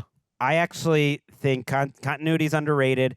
I just didn't like the idea of taking Ballard out and then adding a new GM. I think you do it all together, and it's not like you're setting them up to fail next year. You're just giving them a third year of this Steichen era and then evaluating. Obviously, if they don't make the playoffs next year, we know what's going to happen. But with Richardson in mind, with continuity in terms of the coach and the GM being on the same page in mind, I also get the Colts' frustrations and their fans, and if they're back in this same spot next year, they're going to be even angrier and say, I told you so. But I think in this moment, this makes sense to me. All right, let's go to one NFC game, which is kind of like a straggler, but it's the one that didn't matter, so we didn't want to put it up at the top. Actually, it was kind of fun to watch today. Cardinals, 49ers to Arizona. Harrison wide to the right on 1st and 10 at the San Francisco 12. 3 tight end set, shotgun snap. Murray to throw, a fade, right side in the end zone. On the money to Marvin Harrison Jr., touchdown. What a throw by Murray. That's his 4th touchdown pass, tying a career high. You can see that coming a mile away. Marvin Harrison Jr. lined up to the right of Kyler Murray, one-on-one. And sure enough, Kyler Murray put it out there, and Marvin Harrison Jr. went and got it. Kyler Murray with 4 touchdowns and 242 yards as the Cardinals put up 47 on the 49ers. A 40-burger to finish the season at 8-9. 49ers fall to 6-11. Trey McBride got another touchdown catch in this game. What is he, Derek Barnett? 2 touchdowns now. Although, to be fair to McBride, he did have a rushing one and a fumble recovery one. So he actually has 4 touchdowns total this season. Shout out to the Cardinals, who I think slightly beat expectations this season and were more fun to watch than most teams. Yeah, and the disappointment in how the season ended was because they exceeded those expectations to the point where you started to believe. And then they had the late closing seconds loss to Seattle, the one to the Minnesota Vikings, who again are 14, got 14 wins on the season. It was a spectacular run for the Cardinals for a stretch. And then we kind of got glimpses into what could have been. That Marvin Harrison Jr. touchdown came after Keith Clark had what we thought was a pick 6 before, but they said he did not catch it, and so it comes back out. Kyler throws the touchdown pass to Marvin. As you mentioned, Trey McBride gets in the end zone. This is a game they're playing without James Conner, and they're going up against a Pastronaut-led 49ers offense where Sean Murphy-Bunting and Jawan Jennings got into it to the point where they got 2 offsetting personal foul calls on the same skirmish, and Jawan Jennings got ran from this game with 975 receiving yards on the season. He was 15 yards away, but he gets run from the game for fighting with Sean Murphy-Bunting. It was Josh Dobbs throwing for 326 yards. Up and down the field they went, but the 49ers couldn't make the plays down the stretch that the Cardinals could. A fun Week 18 finish to football. Which have some small takeaways that I think are meaningful. Pearsall finishes the season really strong, 6 for 69 and a touchdown, so 2 really good games from him. Yes, that was the ultimate Pasternak games, 436 yards of 49ers offense, but he did have 3 turnovers, and that was kind of the difference. The Cardinals take advantage, and, you know, I like the continuity here. The 49ers aren't making any changes in terms of, I don't think any part of their coaching staff, at least at the coordinator or above level, and certainly not at the GM level. I think the Cardinals are going to come back. That is a loaded division, but I think these are 4 organizations that are run pretty well there in the NFC West. You cannot say the same about what's happening in New England. Let's go to Foxborough. Gibson off his left hip. 2 receivers stacked on a high snap and a fake inside to Gibson. He's going to run it in, waltzing in, untouched to the end zone, and then a backflip from Joe Milton with the exclamation mark. Touchdown, Patriots. Good energy here to start this football game for the offense after Drake May comes out and Bob Socci with the call, getting Milton outside off the play fake. That's a good first drive for Joe Milton, who hasn't played a snap all year. Gets to week 18 and tosses it with a perfect flip. Oh, Scott Zolak. Didn't hear from you much this year, but we got you on the Joe Milton rushing touchdown with a flip celebration. Yeah, the Patriots won 23-16 in a game with a lot of Joe Milton highlights. His best play was probably the one that was called back. It was so good we ran that highlight. The play didn't count. We ran the highlight on the show because it was so good. Who caught that one? Was that Douglas? It was. I think it was Pop Douglas. That's one of the throws of the year by Joe Milton. But he had plenty of other good throws. He got a touchdown in this game to Kayshon Boutte. He had 241 yards. And, yeah, the Patriots won. They will not pick first overall. They beat the Bills' backups. And the Bills, I don't know if they really cared about the Patriots getting the first overall pick. But if they did care, removing Mitch Trubisky, who started the game. Well, technically, actually, he came in for Josh Allen, who had played one snap, handed the ball off, and then Trubisky came in. Removing him for Mike White when you actually have a lead in the second half, it was 16-14 Bills. That would be the way to prevent your division rival from getting the one pick. I don't really think they cared that much, but that's what happened.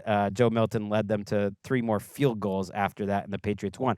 I thought that would be the biggest item to come from this game. The Bills were locked in at the 2 seed all along. As we said before, they're going to be playing the Broncos. But Bob Kraft did not waste any time, and he made an announcement that Gerard Mayo is out after 1 season as Patriots head coach. I can get into the statement, but your thoughts, Patrick. We talked about this possibility coming. I heard from people who are closer to the situation from me that it wasn't going to happen, and yet I thought based on the evidence of what happened this season, there was a strong chance, and it happened. Maybe it's because they want to go get Mike Vrabel. Maybe not. We'll find out. Yeah, the maybe aspect, I think you make this change, it perhaps signals that you know what you want and you think you have an inside shot at that. But the mystery, the consternation, the subterfuge coming out of Foxborough is not new to me. This has been happening the whole time. The problem is the Patriots had one of the best quarterbacks, the best quarterback to ever play the game, and they were winning Super Bowls. And that winning is the ultimate deodorant to all of this chaos that is constantly happening. And we look back and we've got stops of coaches' interviews. We've got GMs leaving and then not leaving, and then Nick Caserio goes. We have multiple investigations and lawsuits. All of this stuff, none of it is new. This stuff has always happened in New England. The problem is they were losing. They lose the exact same number of games that they lost last year with the best coach ever. And so now you go one and done with a coach. I just hope for the Patriots and for the coach that they hire that they want him to be there. Do you? And he wants to. Do you? No, I you want don't them have to lose. to hope No, for I it. want them to lose every game. That's fine. But that's that's just my relationship with the franchise. But just for the sake of the people on the staff and the players and the fans who, yes, a lot of them are great people. I'm sitting next to one. I would just like everybody to want everybody to be there. It clearly wasn't the case this year. Yeah, this is the same franchise that employed Jack Easterby for quite a while. Yeah. Let's look at Kraft's statements. Now, he obviously wanted this to work out. It's not like he didn't want Gerard Mayo to work out. But ultimately, when it became a situation, am I going to stand by this guy that I told everyone that I wanted as my coach for 5 years? He told that story to a lot of people. They did this trip to Israel at one point that Mayo was on, and he saw this leadership in Mayo. And when Mayo was getting head coaching interviews a couple off seasons ago, then he signed him to the contract that guaranteed he'd be the head coach in waiting. Let's look at the statement that Kraft made. He said he informed Mayo that he will not be returning. For me personally, this is one of the hardest decisions I've ever made. I've known Gerard for 17 years. It goes on from there. But he said, when other teams started requesting to interview him, I feared I would lose him and committed to making him our next head coach. Winning our season opener on the road in Cincinnati only strengthened my convictions. He goes on and essentially says, I'm a steward of the team. I apologize for what's happened the last couple of years. And I do think he knows, Robert Kraft, that this is a dent on how he's viewed publicly. I think it was telling he was at the Celtics game the other night. They didn't show him on the Jumbotron because they know at this point, Patriots fans will boo him. Like, how much the fan, reaction to him matters. Only he could say that. But I think people look at the Brady Belichick era differently already because of what's happened. And he saw the way this is going, and he maybe sees a life preserver in Mike Vrabel, whether that's a good idea or not, and thinks, I need to get out of this now to possibly save it. Because clearly he made a bad choice with Gerard Mayo. Like if he's pulling the ripcord after 1 year, it speaks to organizational problems that go far beyond Gerard Mayo, who was put in even though I think he did a horrible job this year, and ultimately this was the right decision in a vacuum, that just gets to it. He was put in a terrible spot, shook, and isn't at the most fault of what's going on with the Patriots. Yeah, I was pretty convinced that they were going to hang on to him because of the one and done, because he was so convinced that this was the guy to succeed Belichick, and everything that you just discussed about the lead up and making him the head coach in waiting. So the fact that he got fired was a shock to me, but the results also do speak for themselves. They were dysfunctional. They were disorganized. He mishandled a lot of different situations, even going back to the Matthew Judon thing during camp and making it kind of a bit of a disagreement that happened in public. And obviously there's two parties involved in that, but also what did he have to work with? What type of talent did he really have on either side of the ball? Their offensive line was a mess. They lacked weapons for most of this season. Keyshawn Booty's had a nice little spot, but Jalen Polk's been a no-show, and that's a guy that they drafted over Ladd McConkey, as Matt Money Smith liked to highlight in a recent performance. And defensively, your best front seven guy, Christian Barmore, has to deal with blood clots and can't play for most of the season. So you lack talent back there too. You have minimal pieces right now. What were you really going to do? And yet, if Mike Vrabel wasn't out there, I don't know if they necessarily would have made this change, even as ugly as it has been this year. Okay, so a couple points there. I don't think this 4-13 was the same as last year's 4-13 because, number one, you got really good quarterback play out of Drake May. Number two, their schedule was much harder last year. They faced one of the easiest schedules in the league this year. And then number three, Mayo was a defensive coach, and the defense, which was excellent last year, top 10 with basically the same players who you gave a lot of money to. And I know there were injuries, but there were a lot of injuries last year too. The defense, which was his side of the ball, fell off a cliff. So that's on the field. Off the field, I think is what got him fired, though, was that the way he handled the media and his players was a mess, that he wasn't consistent in terms of, I think, the leadership he had publicly, and was just a little sloppy in front of the microphone. It really reminded me of Freddie Kitchens and Nate Hackett more than anyone, in that I just think he was a little not ready for that part of the job. That's my opinion. And it's a bad situation because of what I said before, that yes, I think the antipathy towards Mayo in Boston was absolutely more because he was a black head coach. And so combining all that together is messy. And I don't think necessarily going back to the well, if that's what happens with Mike Vrabel and Josh McDaniels, is a good idea. Maybe it gets you back up to a certain level, maybe not even. But I actually think everything that happened in the past, that's the past. You really think Vrabel and McDaniels are the ones thinking in the future of where the NFL is going? It's a little poisonous to me to go back to everything, trying to recreate the old times. It shows to me that maybe they're out of ideas. And I think that was also part of what got Mayo fired, is I think Vrabel will be able to hire a better staff. Mayo could not hire this staff because I don't think he had contacts. He had never worked outside of that building. He didn't have an idea of how to do offense. He didn't know how to hire. Everyone on the inside was just more Belichick kids and other guys who had been there. And it was tough. And he was on the 12th pick of his coordinator. So it was just a lot that went into it.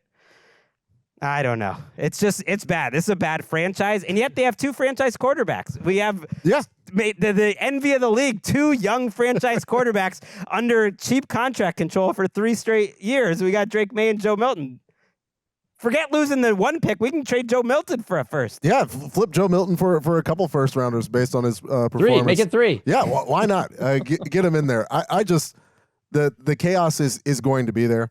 The roster issues are there. Mike Vrabel, who famously likes to actually get in there and work with linemen during draft season, he's integral to that draft process. How does he feel about the current front office staff? If he's the choice, he might have an option. Chicago may be able to make a very interesting. Or the Jets. He's already interviewed with the Jets, who are also interviewing Rex Ryan on Tuesday. Yeah, one of those 3 places has a GM in place, though. The other 2 don't. Yeah, well, actually, no, 2 of them do. and so it's how does the process work? What's the long-term plan? You just got rid of somebody who was tied to the previous regime. Vrabel, while he had a great run in Nashville with opportunities, they were close. It's not like the Titans just kind of flamed out all the time. The Titans had a lead over that Bengals team that was an Aaron Donald sack away from winning the Super Bowl. The Titans conceivably could have been there during the Vrabel era.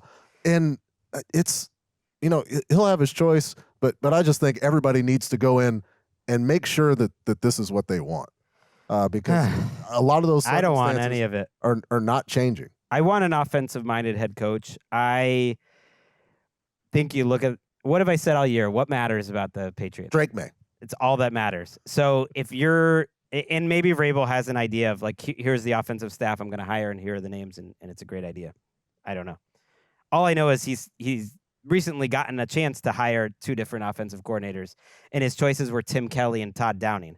And so that doesn't give me a ton of confidence that he's the right guy to bring this great young quarterback into the future. We will see. And yes, Bills fans, we'll be talking about your team plenty. I think it's going to be a long playoff run, Eric. I'm looking forward to it. Okay, now it's time, to talk about the best teams. 14 teams remain. It's a tournament. It's single elimination, Nick. It's the greatest tournament known to man. Forget the NCAA tournament. They got 68 teams to play in and all this nonsense. It's a tournament, and I, for one, am looking forward to it, and I'm looking forward to previewing it. We've got our normal slate of shows. We're going to do a live show, actually, on Saturday night, recapping those games, but we'll be back here on Sunday night with you. Appreciate you all season long, Shook, on these regular season games. Less games on upcoming Sundays, but we'll be doing that wild card game as well. How was the trip back, by the way, to Cleveland? Well, it was like a typical flight across the country when you connect through one airport, but it was great. It's been a privilege to be here, and I'm glad that we're not done, that the playoffs are just getting started. Where it's, you said you called it a tournament. If you're from Western Pennsylvania or somewhere along the East Coast, you might even call it a tournament, which has always bothered me. Yes, and we're going to have to try to get permission from the Claybon family to stay late these Sunday nights. Let's do it. Moving forward. Let's run it back. The tournament is all that it is. The randomness, the way that things go, you can have a really, really good team and be done. That's the blessing and the curse of a single elimination tournament. And then after the fact, everybody will pretend like the results were dictated and we knew it all along. But that's all a lie. I don't know anything all along, but we will be making our predictions. And spoiler, I'm sticking with my preseason one. It was Bills Lions. But as we go along, the path, we'll have different ways to pick it. But yeah, we have a lot to get to before then. Like I said, I will be back on Monday. Hopefully got a little special guest. It's going to be kind of like a tight little news show on Monday. But yeah, for Patrick Claybon, for Chris Behind the Glass, Eric Roberts, Nick Shook. Congratulations to Kevin Patra on the Lions. Yes, when there's only 13 games left of the season, football is back.